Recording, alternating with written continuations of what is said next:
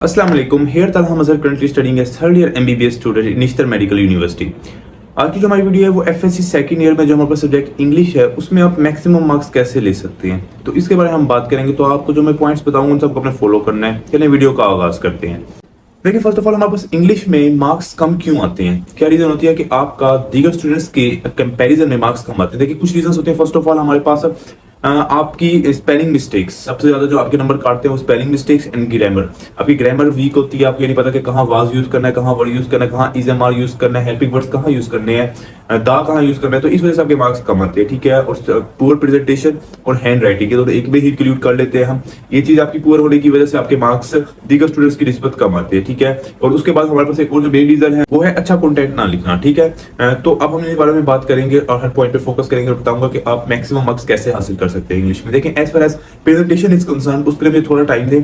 मैं आपके board paper से पहले आपको जितने भी हमारे पास बोर्ड टॉपर्स हैं, ठीक है, मुल्तान बोर्ड और दीगर बोर्ड के उनके स्टूडेंट्स के मैं आपको पेपर दिखाऊंगा। प्रेजेंटेशन बहुत ज्यादा अप टू मार्क प्रेजेंटेशन है, ठीक है। तो आप उनको फॉलो करेंगे, उनके पॉइंट्स आप इंशाल्लाह आपको फायदा होगा, ठीक है। लेकिन हमारे पास जो हैंड राइटिंग है, देखिए हैंड राइटिंग का ये सीन होता है कि अगर आपकी हैंड राइटिंग बहुत ज्यादा अप टू मार्क नहीं भी है, ठीक है, लेकिन आपकी प्रेजेंटेशन बहुत अच्छी है और आप साफ सफाई से लिख रहे हैं, ठीक है, उसके बाद आप एक लाइन में लिख रहे हैं, ठीक है। आपको ये नहीं कि आपकी राइटिंग कहीं बड़ी हो रही है कहीं छोटी हो रही है, आप एक ही रिदम में लिख रहे हैं। तो ये चीज आपकी राइटिंग को बहुत खूबसूरत बनाती है। और अच्छे मार्कर का यूज करना, ये हर चीज प्रॉपर लाइंस लगाना, प्रेजेंटेशन, ये सब चीज आपकी राइटिंग के अगर बुरी राइटिंग है तो उसको ओवरकम कर लेती है, ठीक है। अच्छा, उसके बाद हमारे पास जो लास्ट पॉइंट है वो ग्रामर की मिस्टेक्स और स्पेलिंग मिस्टेक्स। देखिए, स्पेलिंग मिस्टेक्स को आप ऐसे ओवरकम कर सकते हैं कि ट्राई करें कि हमारे पास जो लफ्ज मुश्किल है, आपको लग रहा है कि स्पेलिंग आप गलत कर सकते हैं, ठीक है, उसको लिखकर याद करें, ठीक है। आप लिखकर याद करेंगे तो आपको याद भी रहेगी, ठीक है। आपने तो पहले ये कोशिश करनी कि इंग्लिश जो है ना वो हमारे पास रट्टे वाला सब्जेक्ट है, ठीक है। मतलब आप साइंस सब्जेक्ट्स होते हैं जो आर्ट्स हैं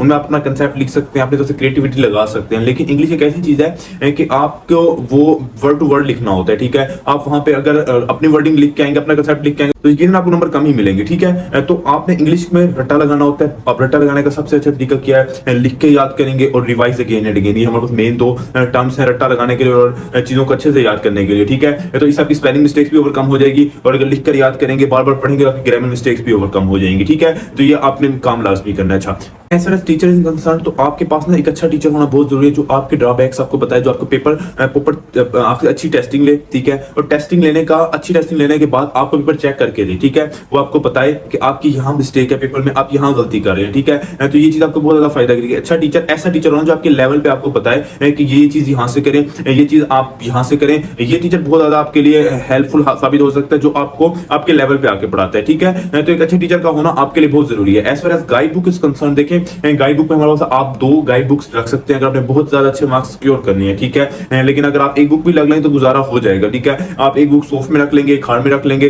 जो मेन आप चीजें हैं आप सनशाइन की बुक रखेंगे क्योंकि वहां से आपके क्वेश्चन आंसर्स हो जाते हैं अटेम्प्ट, ठीक है। और सेकंड आप हमारे पास किप्स की नोट सीरीज रख सकते हैं, आइडियल बुक रख सकते हैं। और इसके अलावा आप एसे को करने के लिए हमारे पास कोई और बुक अच्छी सी रख सकते हैं, ठीक है। मैं आपको एक बुक का लिंक डिस्क्रिप्शन में भी दूंगा, ठीक है। वो बुक भी बहुत अच्छी है, ठीक है। वहां से अगर आप ऐसे करेंगे तो ऐसे होता तो बहुत मुश्किल है, सिर्फ वहां से वो बच्चे करेंगे जिन्होंने बहुत ज्यादा मार्क्स लेना है, जो एग्जाम में टॉप करने के लिए compete कर रहे हैं, तो वो वहां से करेंगे, ठीक है। तो बाकी स्टूडेंट सनशाइन से कर सकते हैं। सनशाइन में 3 एसेस दिए गए होते हैं, तो वो उसके अकॉर्डिंग अपने आपको देख सकते हैं। अच्छा, उसके बाद आपके पास पेपर्स भी लाजमी होने चाहिए, ठीक है, जिससे आपको आइडिया हो, क्योंकि ना अक्सर हमारे पास पैराग्राफ्स हैं जो हमारे पास उर्दू टू इंग्लिश ट्रांसलेशन आती है, ठीक है। और अक्सर ऐसे होते हैं, कुछ चीजें ऐसी होती हैं, खासतौर पे हमारे पास इडियम्स आते हैं, ठीक है। तो वो हमारे पास ना अक्सर हमारे पास जो हमारी गाइड बुक है वहां पे नहीं दी गई होते, ठीक है। तो आपने सोल्ड पास पेपर्स बाय कर लेने हैं। आप जरूरी नहीं है कि आप इसी साल के न्यू बाय करें, आप पिछले साल के भी बाय कर सकते हैं। असल मकसद ये है कि आपको पेपर सोल्ड मिल जाए, ठीक है। तो वहां से आपने लाजमी चीजें देख के याद करनी है। और उर्दू टू इंग्लिश ट्रांसलेशन के पैराग्राफ हैं पास पेपर के, वो भी लाजमी देखने हैं। तो एक पास पेपर आपके पास अच्छी होना लाजमी है, ठीक है। अच्छा, देखिए हमारे पास जो उर्दू इंग्लिश का पेपर होता है वो 100 मार्क्स का होता है, ठीक है।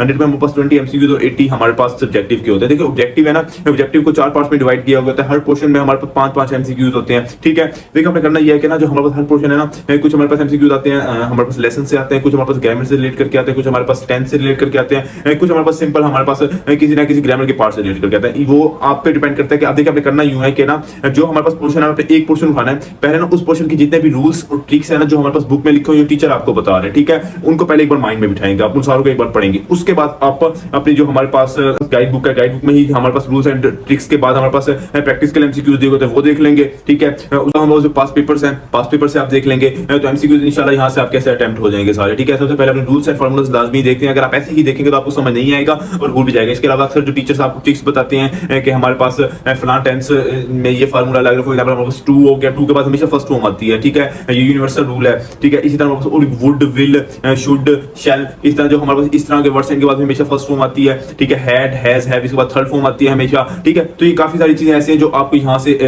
आइडिया हो रहा है। जैसे यस्टरडे में हमारे पास हमेशा जब यस्टरडे यूज होता है तो सेकंड फॉर्म हमारे पास टेंस में यूज हो रही होती है। तो इस तरह की जो चीजें हैं ना, तो ये चीजें आपको टीचर्स आपको बताएं और आप अपने वहां पे जो आपकी गाइड बुक है वहां से भी देख लें, तो इंशाल्लाह आपको एमसीक्यू में मार नहीं खाएंगे आप, ठीक है। देखें जो सब्जेक्टिव है उसमें हमारे पास जो पहले 3 क्वेश्चंस जो होते हैं ना, फर्स्ट 3 क्वेश्चंस वो हमारे पास होते हैं शॉर्ट क्वेश्चंस, ठीक है। ठीक है, शॉर्ट क्वेश्चंस के आपको अब पता लग रहा है शॉर्ट क्वेश्चन ऐसी चीज है जिसमें आपको मार्क्स काट ही नहीं सकता अगर आप सही लिख के आ रहे हैं तो, ठीक है। अब आपने करना ये है कि हमारे पास जो पहला क्वेश्चन होता है वो हमारे पास होता है, हमारे पास जो लेसन हमारे पास शॉर्ट स्टोरीज हैं उधर से आते हैं, ठीक है। उसके बाद जो दूसरा होता है वो हमारे पास आते हैं, हमारे पास मॉडर्न प्रोसेस होती है, हमारे पास जो लेसन थर्ड जो होता है वो हमारे पास मिस्टर चिप से आते हैं, ठीक है।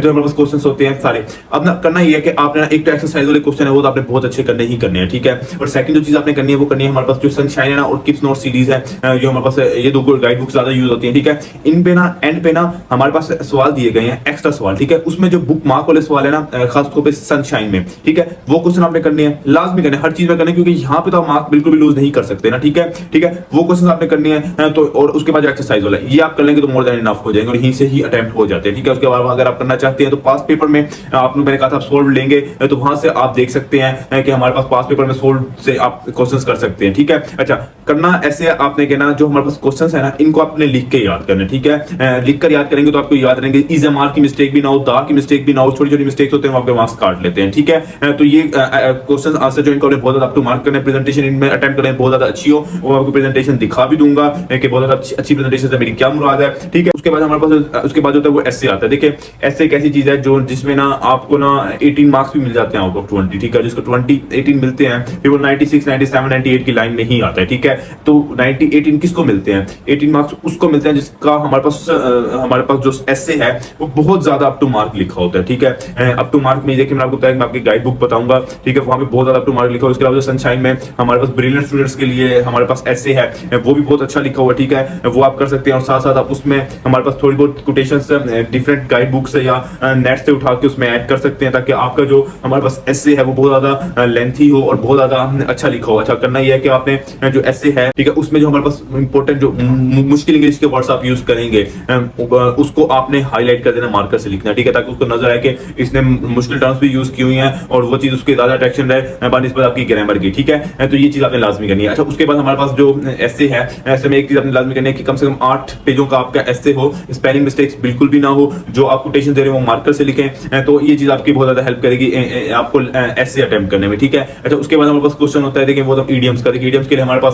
डिफरेंट अकेडमीज और डिफरेंट कॉलेजेस हैं, उनके हमारे पास नोट्स हैं पड़े और सनशाइन से भी आप कर सकते हैं। तो ईडियम्स में भी आप पास पेपर को लाजमी रखें, क्योंकि अक्सर ईडियम्स हमारे पास गाइड बुक में नहीं होते, पास पेपर के ईडियम्स भी आप अच्छे से कर लेते हैं तो आपके ईडियम्स अटेम्प्ट हो जाते हैं सारे, ठीक है। उसके बाद हमारे पास होता है उर्दू इंग्लिश ट्रांसलेशन, सबसे ज्यादा ये भी थोड़ी बच्चों को डिफिकल्टी और तंग करती है। उसकी रीजन ये है कि बच्चों को ग्रामर की वहां पे मिस्टेक्स करने लग जाते हैं, वहां पे पास में बात हो रही होती है, आप वहां पे जब इंग्लिश में ट्रांसलेशन कर रहे हो तो आप प्रेजेंट में आ जाते हैं अक्सर, ठीक है। तो इसको आप करने के लिए आपने एक बार जो हमारे पास गाइड बुक से सनशाइन है या हमारे पास जो पास पेपर है, इन दो को आप रख लें। इन दोनों में हमारे पास पैराग्राफ्स हैं, उनको एक एक बार देखते जाएंगे, उनको लिखें, ठीक है। तो लिख के लाजमी याद करेंगे तो आपको याद रहेगा और बहुत अच्छे से अटेम्प्ट भी हो जाएगा, ठीक है। तो ये हमारे ऐसे आपके ना तमाम क्वेश्चन ऑलमोस्ट अटेम्प्ट हो जाते हैं, इनको बहुत अच्छे से आप अटेम्प्ट कर भी सकते हैं। जो मेरी मेन बात है, जो मेन बात पे अपने फोकस रखना वो ये करनी है कि आप स्पेलिंग मिस्टेक्स बिल्कुल नहीं करनी, आपने प्रेजेंटेशन बहुत ज्यादा अच्छी रखनी है। देखिए जरूरी नहीं होता कि आप इंग्लिश का पेपर अटेम्प्ट करते हुए बहुत ज्यादा डिफिकल्ट इंग्लिश लिखें, ठीक है। अगर आप बहुत ज्यादा ब्रिलियंट स्टूडेंट नहीं है, जरूरी नहीं है कि हर बच्चा ब्रिलियंट हो, ठीक है। ज्यादातर बच्चे मीडियोकर होते हैं, एवरेज मीडियोकर होते हैं, ठीक है। तो उनके लिए आप ये करें कि आप ब्रिलियंट में अगर जाएंगे तो आप स्पेलिंग मिस्टेक्स करेंगे, आप ग्रामर मिस्टेक्स करेंगे, और जहां आपको